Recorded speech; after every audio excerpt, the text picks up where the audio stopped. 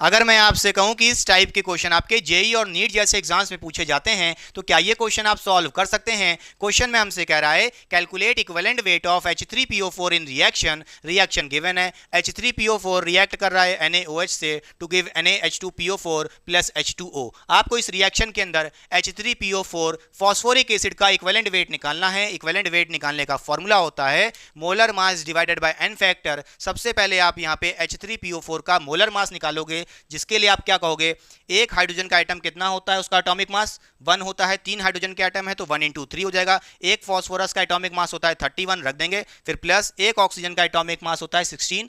4 oxygen के item है तो 4 से मल्टीप्लाई कर लोगे, सॉल्व कर लोगे, मोलर मास 98 आ जाएगा H3PO4 का। फिर यहाँ पे आप कह सकते हो हम मोलर मास कितना रख देंगे बच्चों, 98 रख देंगे और डिवाइड बाय n फैक्टर। अब बात करते हैं n फैक्टर की। H3PO4 क्या है बच्चों, एक एसिड है और एसिड के लिए n फैक्टर की वैल्यू क्या होती है, number of replaceable hydrogen ion, वही होता है n फैक्टर की वैल्यू। तो आप कहोगे यहाँ पे इस एसिड के अंदर 3 हाइड्रोजन आइटम है और तीनों के तीनों रिप्लेसेबल हैं, तो आप कह दोगे n फैक्टर की वैल्यू कितनी हो जाएगी, 3 हो जाएगी। और अगर आपने यहाँ पे n फैक्टर की वैल्यू 3 रख करके सॉल्व किया, इक्विवेलेंट वेट गलत आ जाएगा क्योंकि n फैक्टर यहाँ पे 3 नहीं होगा। क्यों नहीं होगा जरा समझिए बच्चों।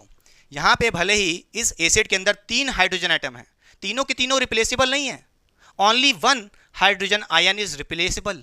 तो इसके लिए आप क्या कहोगे कि अगर एक हाइड्रोजन एटम रिप्लेसेबल है तो n फैक्टर की वैल्यू 1 हो जाएगी।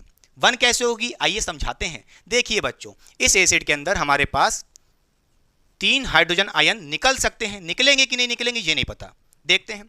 ये बेस रहा आपका, इस बेस के अंदर एक ही OH माइनस है बच्चों, हाँ या ना, एक ही हाइड्रोक्साइड आयन है।